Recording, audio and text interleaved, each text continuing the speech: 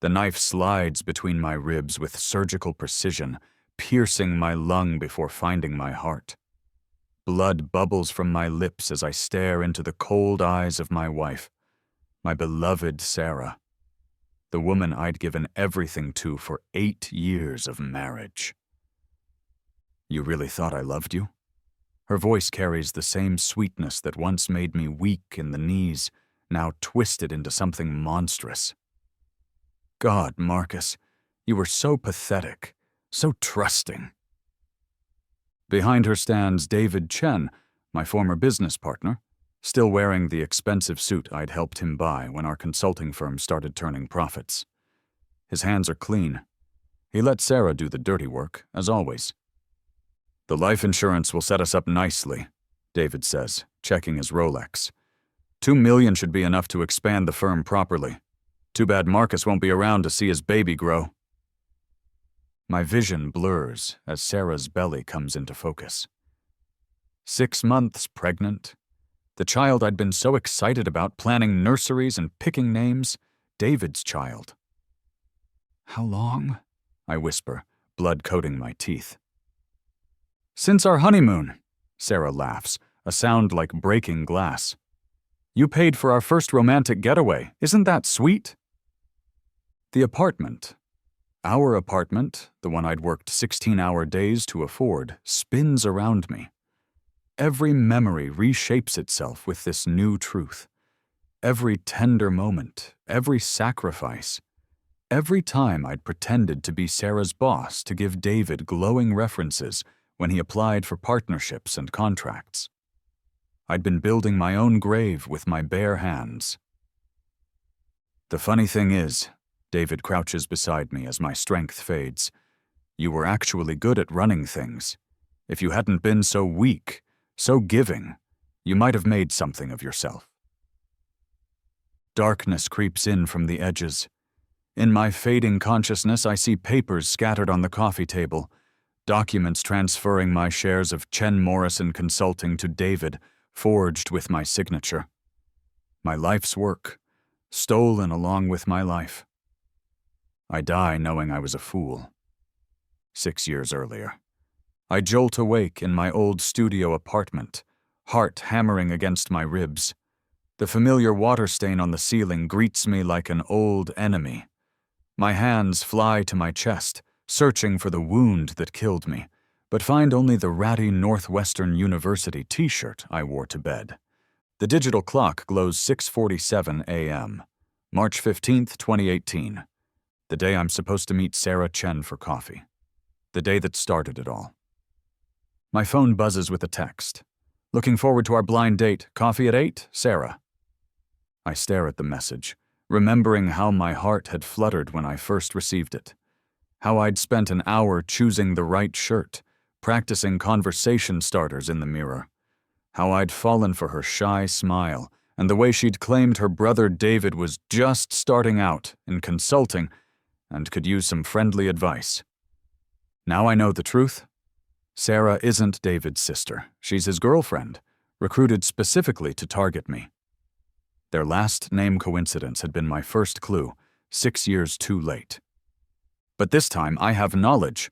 I have 6 years of future events mapped out in perfect detail. And most importantly, I have rage. I delete Sarah's message without responding. Instead, I pull up my laptop and start typing. By the time most people are having breakfast, I've drafted a business plan that will take me 18 months to execute in my original timeline. This time, I'll do it in 6. Chen Morrison Consulting was always meant to be Morrison Chen. Time to make that happen. 3 days later. "Marcus Morrison? The Marcus Morrison?" I look up from my laptop at the eager young woman hovering near my table at Starbucks. Her name tag reads Jessica, and she's exactly where I knew she'd be, working her way through Northwestern's MBA program.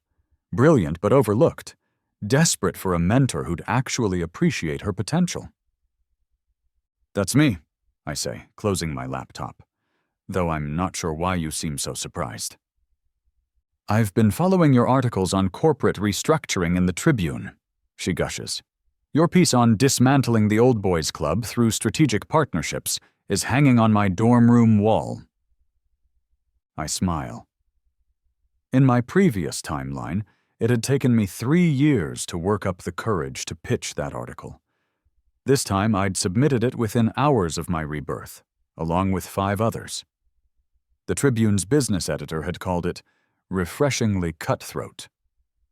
"Are you looking for an internship?" I ask Jessica. Her eyes widen. "Are you offering?" "I might be. But first, let me ask you something. If you discovered your business partner was planning to steal your company and kill you, what would you do?" Jessica laughs nervously.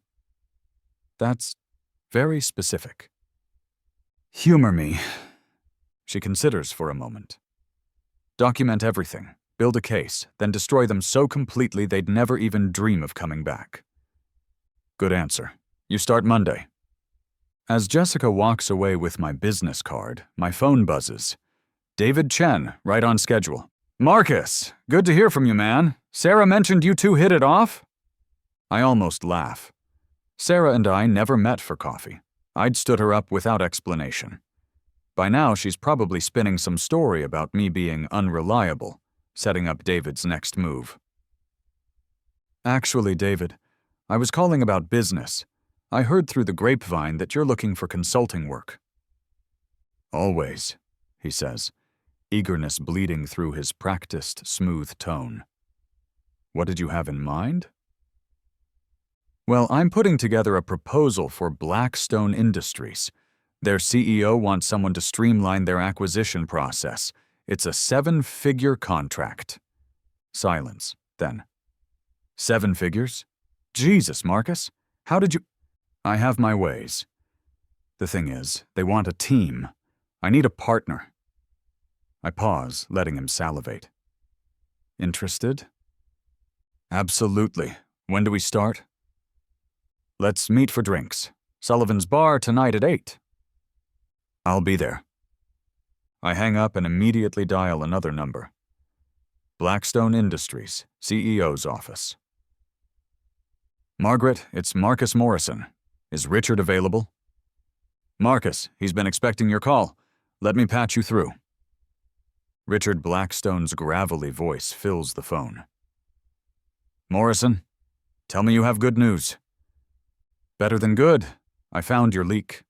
Sullivan's Bar, 8:17 p.m. David arrives 13 minutes late. A power play I remember well.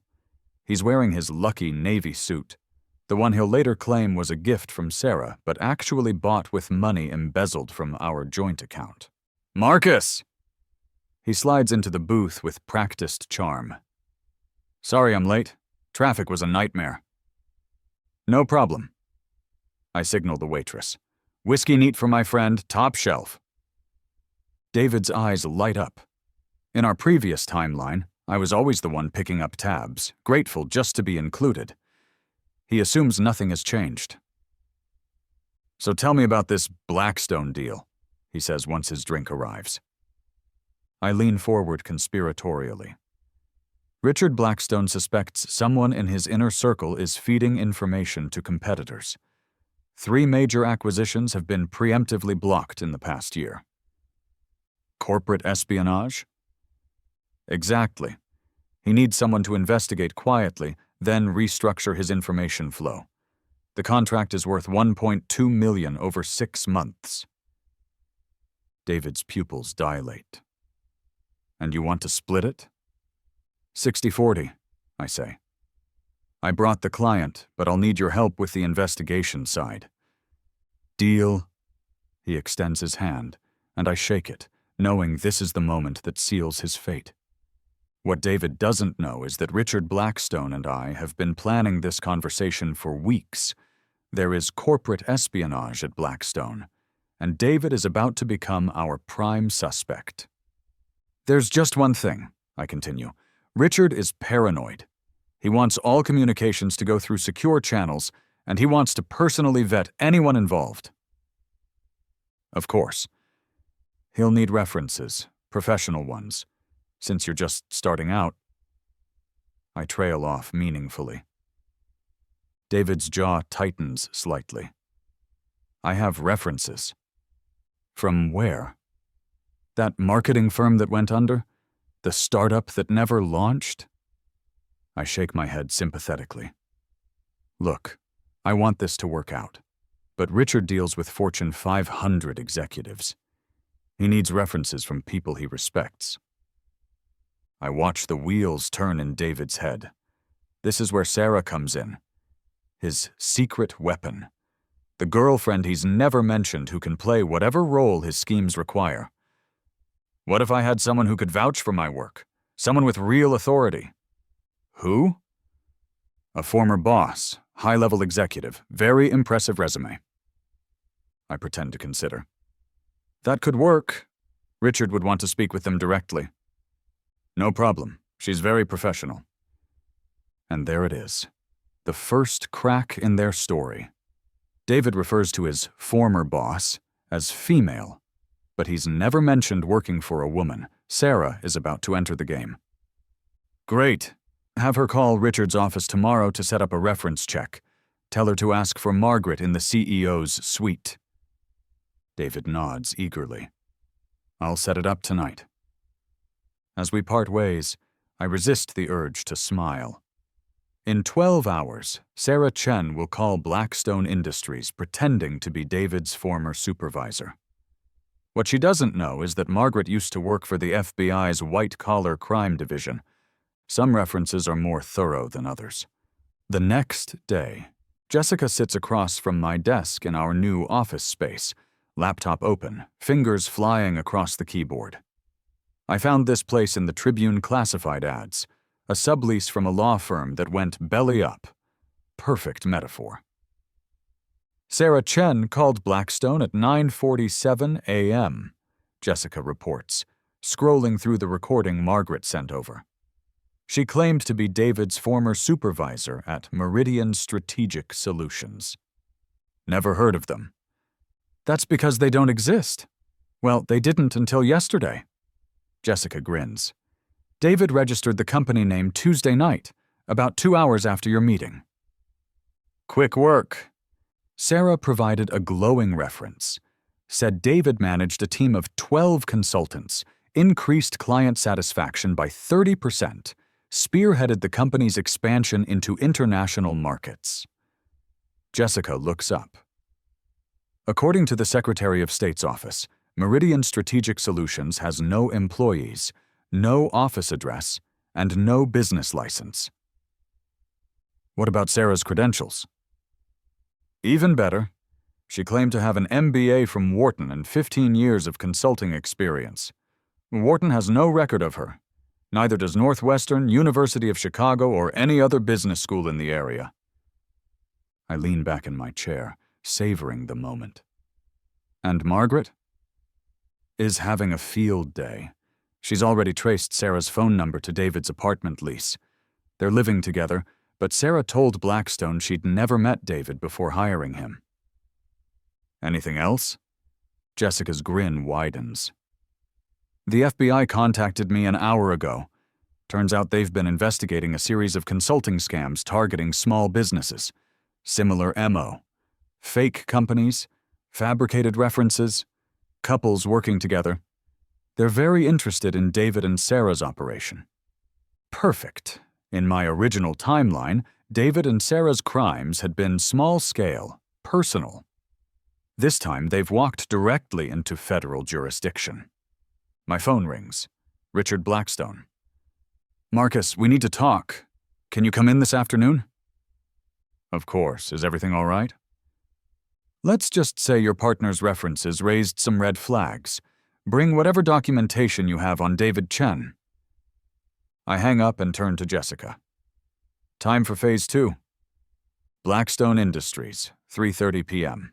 Richard's corner office overlooks downtown Chicago, floor-to-ceiling windows offering a god's-eye view of the city. He's a man who appreciates irony, which is why he's going to love what comes next. Your partner is a fraud, he says without preamble, sliding a thick folder across his mahogany desk. Fake company, fake references, fake girlfriend pretending to be his boss. I open the folder, feigning shock as I scan documents I helped Margaret prepare. Phone records, business registrations, background checks, a comprehensive breakdown of David and Sarah's deception. I had no idea, I say, injecting just the right amount of betrayal into my voice. David seemed so professional. Oh, it gets better. Richard pours himself a scotch from the bar cart. The FBI thinks your Mr. Chen and his girlfriend are part of a larger scam ring.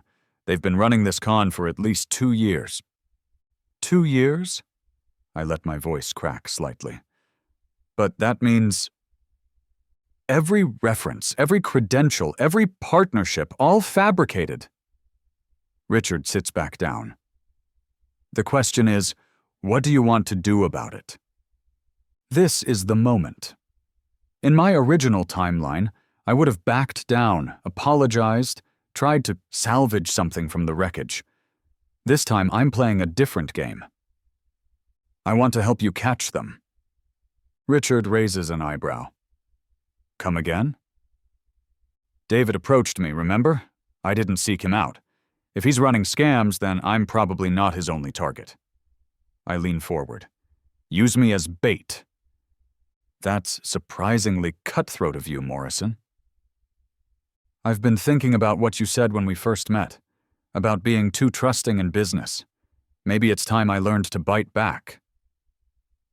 Richard's smile is predatory. I like this version of you. What did you have in mind?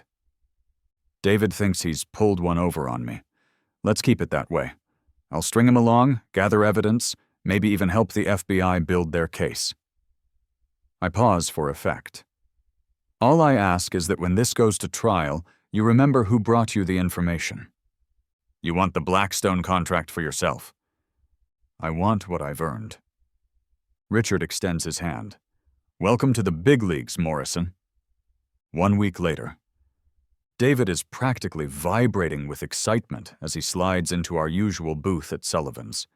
He's wearing a new watch, Tag Heuer, probably cost him $3,000 he doesn't have. Marcus, my friend, do I have news for you? Good news, I hope. The best. Blackstone approved me for the project. Richard called personally to express how impressed he was with my background. I nearly choke on my beer. Richard did call David to set up the next phase of the sting operation. David has no idea he's walking into a federal investigation. That's fantastic, I manage. When do we start? Next week, and here's the beautiful part. Richard wants to expand the scope. Instead of just investigating one leak, he wants us to audit his entire executive team. The whole C-suite? Every department head, every VP, every senior manager. He's talking about a $3 million contract, Marcus. $3 million. I whistle appreciatively. That's life-changing money. It gets better. David leans closer, lowering his voice. I've been thinking about our partnership arrangement. 60-40 doesn't seem fair anymore, considering I'm the one Blackstone really wants to work with. And there it is, the betrayal I've been waiting for. What are you suggesting? 50-50 seems more appropriate. Equal partners. In my previous timeline, this conversation happened 6 months later, after David had already begun siphoning money from our joint accounts. This time, I'm ready. You know what, David? You're absolutely right. He blinks, clearly expecting more resistance. I am? We should be equal partners. In fact, I've been thinking we should make it official. Official? I pull out a manila folder. Partnership agreement. I had my lawyer draw it up. Equal ownership, equal responsibilities, equal liability. David's eyes light up as he scans the document. He's so focused on the profit-sharing clauses that he completely misses the fine print about criminal liability and asset forfeiture. This looks good, he says, pulling out a pen. Very fair. Just one more thing, I add casually. Richard wants all partners to undergo background checks. Standard procedure for government contractors. David's hand freezes over the signature line. Background checks? Just a formality, unless you have something to hide? Of course not, but sweat beads on his forehead. It's just, how extensive are we talking? Oh, very thorough. Financial records, employment history, criminal background, associates. I trail off. Is that a problem? No, no problem at all. David signs with a shaky hand. When do they need the paperwork? Tomorrow morning, first thing. As David stumbles through excuses about needing to gather documents, my phone buzzes with a text from Jessica. FBI raid scheduled for tomorrow 6 a.m. Target, David's apartment. Sarah Chen also named in warrant. Perfect timing. The next morning, 5:45 a.m. I'm parked across from David's apartment building, coffee steaming in my travel mug, when the FBI vans arrive. 3 vehicles, unmarked but obvious to anyone who knows what to look for. My phone rings. David, calling right on schedule. Marcus! His voice is tight with panic. We have a problem. What kind of problem? Someone broke into my apartment, ransacked the place. I think they were looking for business documents. Through my windshield, I watch agents and FBI windbreakers carry boxes of evidence from the building. That's terrible. Did you call the police? They're here now. Look, I might need to postpone our meeting with Blackstone today. Of course. Take care of yourself first. Thanks, man. You're a real friend. I hang up as Sarah Chen emerges from the building in handcuffs, her perfect facade crumbling as photographers capture her perp walk. The woman who killed me with such cold satisfaction now looks like what she really is, a small-time con artist in over her head. My phone buzzes with a news alert. FBI raids Chicago apartment in corporate fraud investigation. 2 arrested in multi-state scam ring. By noon, the story has gone national. By evening, David and Sarah's photos are plastered across every financial news website. The fake consulting firm, the fabricated references, the systematic targeting of small business owners, it's all there in devastating detail. My favorite quote comes from FBI Special Agent Martinez.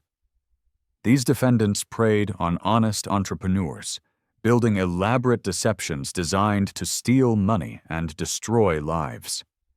Today's arrests send a clear message that federal law enforcement takes white-collar crime seriously. The charges are extensive: wire fraud, conspiracy, identity theft, racketeering. Even with plea deals, they're looking at 8 to 10 years in federal prison. I pour myself a glass of 20-year-old scotch, the good stuff I could never afford in my previous life, and toast their mugshots on my laptop screen. Here's to new beginnings. 3 months later, Morrison Strategic Consulting occupies the entire 42nd floor of the Blackstone building, courtesy of Richard's generous office space agreement. The view from my corner office rivals his own, a deliberate message about my new status in his organization. Jessica knocks on my open door. The Meridian Strategic Contract proposal is ready for your review. I look up from the Chicago Tribune, where David and Sarah's guilty pleas are front-page news. Meridian Strategic? Our new subsidiary. I thought it was Poetic Justice, taking over their fake company name. Jessica grins. The Secretary of State approved our registration yesterday. Brilliant. What's our client list looking like? 17 major corporations want background verification services. Turns out the Chen Morrison scandal spooked a lot of CEOs. Everyone wants their partners and employees properly vetted. And revenue projections. A conservative estimate? $12 million in year 1. If we land the state of Illinois contract, closer to 20. I lean back in my chair, marveling at how different this timeline feels.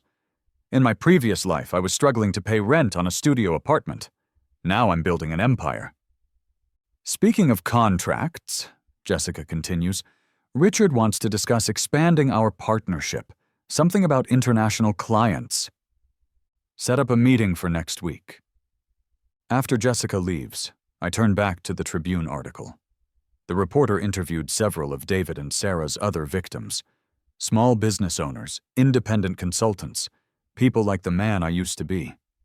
Trusting, naive, easy marks. One quote stands out. I lost everything to these people. My business, my savings, my faith in humanity.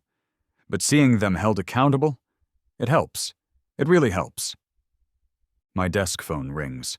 The caller ID shows Cook County Jail. Marcus?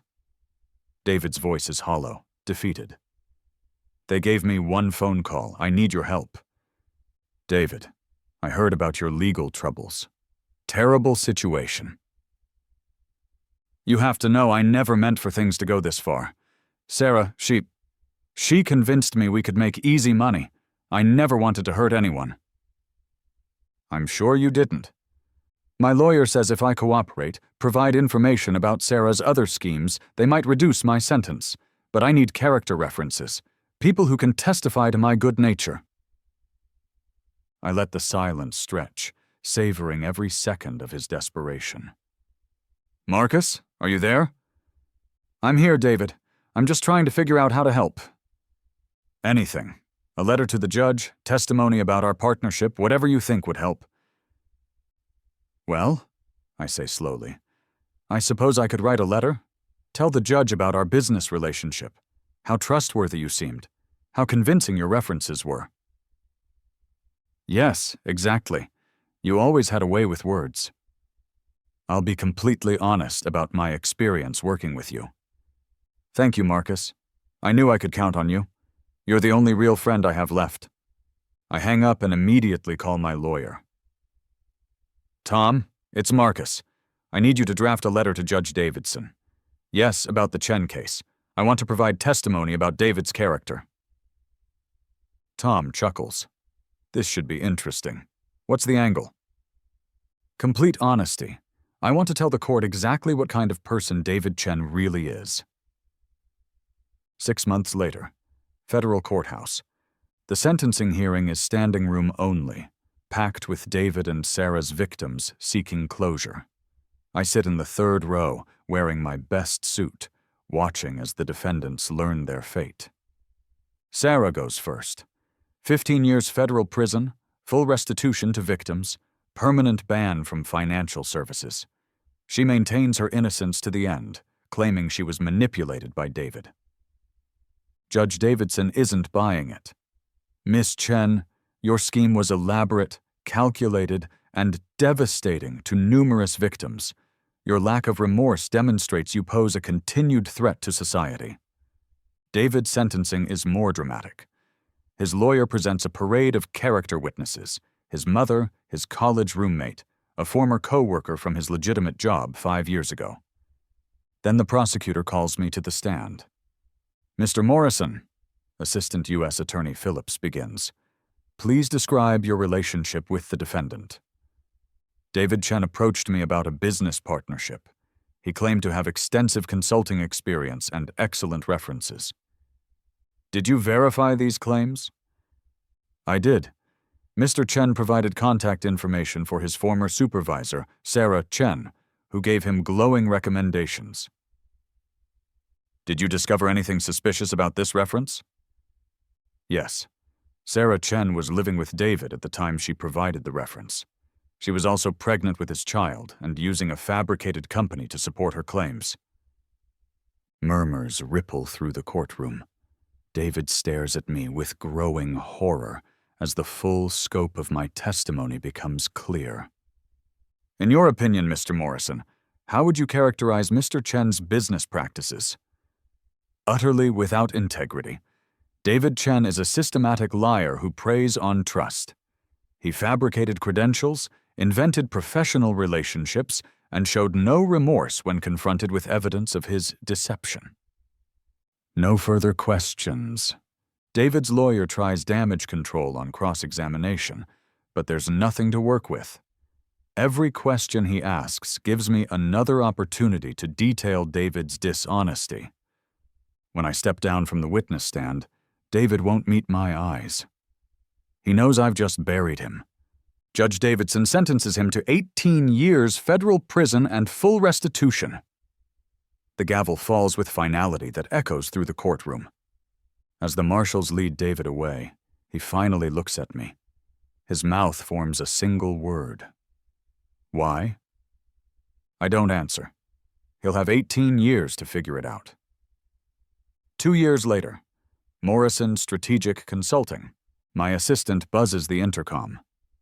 Mr. Morrison, there's a Sarah Chen here to see you. She says it's urgent. I almost laugh. Sarah was released after 16 months on good behavior and cooperation with federal investigators. I've been expecting this visit. Send her in. Sarah enters my office like a ghost of her former self. Prison has stripped away her polished veneer, leaving someone hollow and desperate. She's thinner, grayer, wearing clothes from a thrift store instead of designer boutiques. Hello, Marcus. Sarah, you look... I pause dramatically. Different. She sits without being invited, hands shaking slightly. I need a job. A job? My parole officer says I need steady employment. With my record, no one else will hire me. And you thought I might? We have history. You knew David and me when... She stops, seeming to realize how absurd this sounds. When you were defrauding people. Yes, I remember. I've changed, Marcus. Prison gives you perspective. I realize now how wrong we were, how much damage we caused.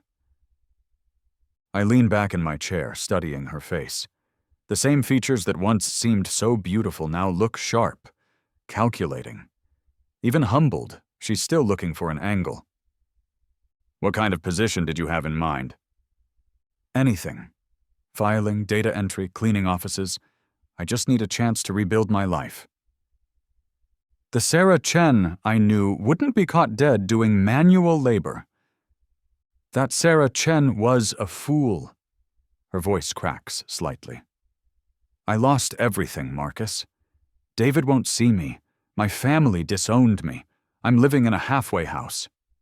This is my last chance. I let the silence build, watching her squirm. In my previous timeline, this woman stabbed me through the heart while carrying another man's child. She laughed as I died. Now she's begging for scraps.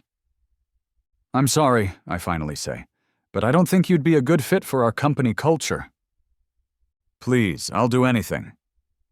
I'm sure you would, that's exactly the problem. Understanding dawns in her eyes. You know. I know what? About David and me, about what we plan to do to you. I lean forward, resting my elbows on my desk. What exactly did you plan to do to me, Sarah? We thought about... She stops, realizing she's about to confess to conspiracy. You thought about what? Taking your business, maybe more. She's crying now, mascara running down her cheeks. But we never went through with it.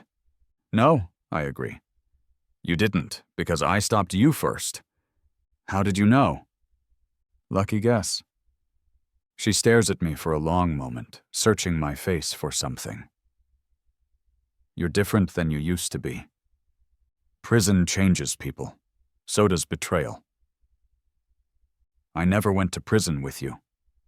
No, but I went through something worse. Sarah wipes her eyes, smearing makeup across her sleeve. What happens now? Now you leave my office and never come back. You find another job, you serve your parole, and you disappear from my life forever. And if I don't? Then I call my friend at the U.S. Attorney's office and suggest they take another look at your cooperation agreement. I'm sure they'd be interested to know about the other schemes you've forgotten to mention. She stands on unsteady legs. You're not the same person. You're right, I'm not. I smile, and she flinches. I'm better. After she leaves, I pour myself a scotch and return to the Tribune's financial section. Morrison Strategic Consulting is profiled as one of Chicago's fastest-growing businesses, with projected revenues of $50 million next year. The article mentions our founders' legendary instincts for identifying fraudulent business relationships and our zero-tolerance policy for deception in professional environments. They have no idea how legendary. 5 years later, penthouse office.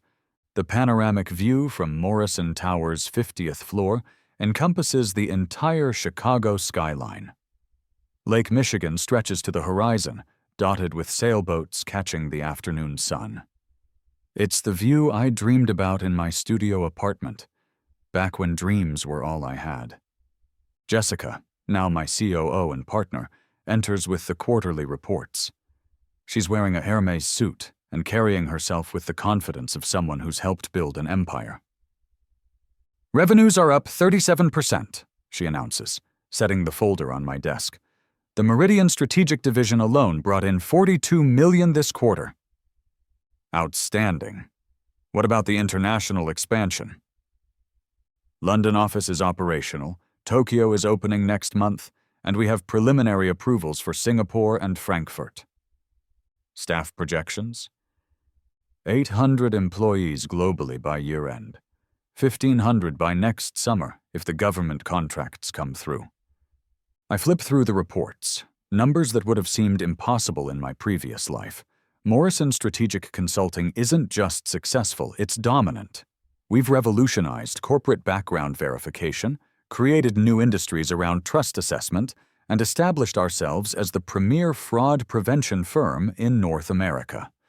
Any interesting cases this week? Jessica grins. Actually, yes. Remember Westside Development Corporation? The real estate firm that's been buying up properties on the South Side? That's the one. Turns out their funding is coming from a shell company in the Cayman Islands. The FBI thinks it might be a money laundering operation. Fascinating. Who's their CEO? A woman named Patricia Morrison. No relation to you despite the name. I look up sharply. Patricia Morrison? You know her? Show me her file. Jessica pulls out a tablet, swiping to a photograph that makes my blood freeze. The woman in the corporate headshot is older, with different hair and professional makeup, but I recognize her immediately. Sarah Chen. Her background checks out, Jessica continues, oblivious to my shock. MBA from Northwestern, 15 years of experience in real estate development, excellent references from former colleagues. Let me guess. All verifiable? Completely legitimate, which is what makes this so interesting. Either she's gotten much better at creating fake identities, or she's gone legitimate and is being set up by someone else. Exactly. The question is, do we take the case? I stare at Sarah's photograph, remembering the broken woman who begged me for a job 5 years ago. Somehow she's rebuilt herself into a successful executive. New name, new identity, new life. The old Marcus would have been impressed by her resilience. The new Marcus sees an opportunity. We take the case, I decide, but I want to handle this one personally. You sure? It's pretty straightforward fraud investigation. I'm sure. Some cases require a personal touch. After Jessica leaves, I lean back in my chair and study Sarah's photo. In my previous timeline, she killed me. In this one, I destroyed her life. But somehow she's managed to claw her way back to success. That takes a special kind of person. The kind who might actually be worth a second chance. Or the kind who's too dangerous to leave alone. I reach for my phone and dial a familiar number. Margaret, it's Marcus. I need you to run a deep background check on someone. Very deep. And I want to know everything about Westside Development Corporation's funding sources. How deep are we talking? Bank records, communication intercepts, travel patterns, association maps. I want to know what Patricia Morrison had for breakfast this morning. This is about more than fraud investigation, isn't it? Let's just say I have a personal interest in this case. I hang up and return to Sarah's photograph. She's smiling in the corporate headshot, the same brilliant smile that once made me fall in love with her. but now I know what lies behind that smile. The question is, has she really changed? Or is she just better at hiding who she really is? Either way, I'm going to find out. Some stories don't end with revenge. Sometimes they evolve into something more complex, more dangerous, more interesting. Sometimes the hunter becomes the hunted, and sometimes, just sometimes, the person you destroyed comes back stronger than ever. But that's a story for another day. For now, I'm content to sit in my tower, looking out over the city I've conquered, knowing that whatever comes next, I'll be ready for it. After all, I've died once already. What's the worst that could happen?